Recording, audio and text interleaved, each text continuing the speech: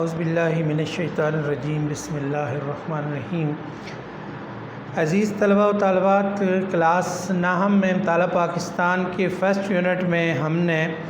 نظریہ پاکستان کی تعریف اپنے پچھلے لیکچر میں اس کو پڑھنے اور سمجھنے کی کچھ کوشش کی تھی اور 5 نکات میں ہم نے اس کو ڈیفائن کیا تھا۔ آج ہے نظریہ پاکستان کی اساس۔ چونکہ ہم کہتے ہیں کہ پاکستان ایک خالصتاً اسلامی نظریہ حیات پر بننے والا ایک ملک ہے، یعنی اسلام نظریہ پاکستان کی بنیاد ہے۔ پاکستان بنا ہی اسلام کے اس نافاقی نظریے پر ہے کہ یہاں کے برصغیر پاک و ہند میں رہنے والے مسلمانوں کے لیے ایک الگ اسلامی ریاست کا قیام عمل میں لایا جائے گا،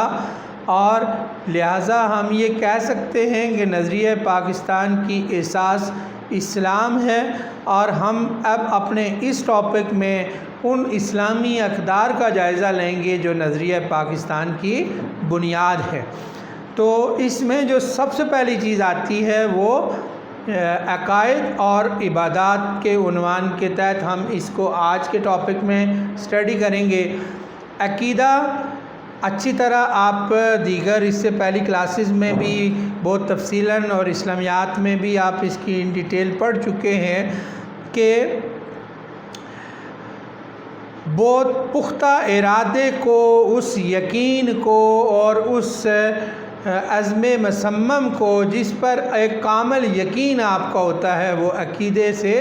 اس چیز کو کہتے ہیں جو آپ کے ناقابل تبدیل جو ہے وہ اعمال یا عمل کے لیے ایک تحریک کی بنیاد فراہم کرتا ہے، اسے ہم عقیدہ کہتے ہیں۔ تو مسلمان، آپ کو اچھی طرح پتہ ہے کہ جو اسلام، جب کوئی بھی شخص مسلمان ہونے کا دعویٰ کرتا ہے تو بہت ساری بنیادی چیزیں جو ہے اس نے اپنے عقائد کے طور پر وہ تسلیم کرنی ہوتی ہیں، جیسا کہ وہ اللہ کی وحدانیت کا سب سے پہلے اقرار کرتا ہے، اور لا الہ الا اللہ محمد الرسول اللہ، اس کا مطلب ہے کہ وہ توحید کا اقرار کرتا ہے، اور توحید کے اقرار سے مراد یہ ہے کہ ساری کائنات کا خالق و مالک صرف ایک خدائے بزرگ و برتر ہی کی ذات ہے، اس کا کوئی شریک نہیں ہے اور نہ کوئی اس کی چیز اس کے علم سے باہر ہے، وہ ہر چیز پر قادر و مطلق ہے، اور کوئی بھی چیز اس کے کارخانہ قدرت سے باہر نہیں۔ اور انسان، ایک مسلمان، اپنے آپ کو اللہ کا اس سرزمین پر، زمین پر اپنا خلیفہ اور نائب کی حیثیت سے سمجھتا ہے، اور اللہ کے احکامات کا ماننا اس پر لازم ہوتا ہے۔ اللہ تعالیٰ کے قادر مطلق ہونے اور انسان کے نائب ہونے کے عقیدے سے خود بخود واضح ہو جاتا ہے کہ انسان اپنی طاقت کی حد تک عمل پر قادر ہے، لیکن اصل طاقت کا سرچشمہ صرف اور صرف خدا تعالیٰ ہی کی ذات ہے۔ یہ عقیدہ توحید میں ہم سب سے پہلے توحید، اور اس کے ساتھ ہم رسالت کا جب ذکر کرتے ہیں تو اس سے مراد یہ ہے کہ ایک مسلمان اللہ کی طرف سے مبعوث کردہ جتنے انبیاء علیہ السلام مختلف اوقات میں اس روئے زمین پر تشریف لائے ہیں، ان سب پر اپنا کامل یقین رکھتا ہے، اور بالخصوص نبی آخر زمان حضرت محمد مصطفیٰ صلی اللہ علیہ وسلم کو اللہ کا رسول اور نبی اور خاتم النبی انبیاء میں سے خاتم الانبیاء مانتے ہوئے ان کی رسالت پر یقین رکھتا ہے، اور اس بات کا وہ اقرار کرتا ہے کہ جو احکامات اللہ تعالیٰ نے اپنے بندوں پر اور حضور پاک پر قرآن مجید کی صورت میں جبرائیل امین کے ذریعے سے نازل فرمائے ہیں، وہ سارے کے سارے سچے اور برحق ہیں۔ اس کے بعد ہم عقیدہ رسالت کے ساتھ یہ 2 بنیادی جو نظریہ پاکستان میں اللہ ہی کو ہم نے اقتدار اعلیٰ کا تصور کے طور پر مطلق العنان مانا، اور نبی پاک صلی اللہ علیہ وسلم کے بتلائے ہوئے طریقوں کے مطابق ہم نے پھر کیا کرنا ہے، اس پاکستان کے اندر اپنی زندگیوں کو بسر کرنا تھا۔ اور اس میں جو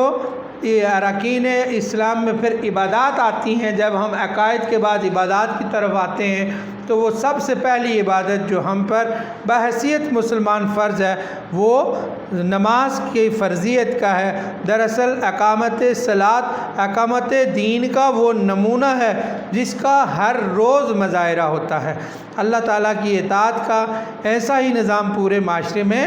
قائم ہونا چاہیے۔ اسلام کے اراکین میں جو دوسری جو مالی جانی عبادت ہے وہ روزے ہے، رمضان شریف کے روزے، جو اس کا ہماری عبادات میں یہ ان کی فرضیت کا درجہ حاصل ہے، اور ہر مسلمان کے لیے لازم ہوتا ہے کہ ایک اسلامی معاشرے میں رہتے ہوئے اللہ کے اس احکام کی وہ پاسداری کرتے ہوئے رمضان شریف کے پابندی کے ساتھ روزے رکھتا ہے، اور روزے کے نتیجہ میں وہ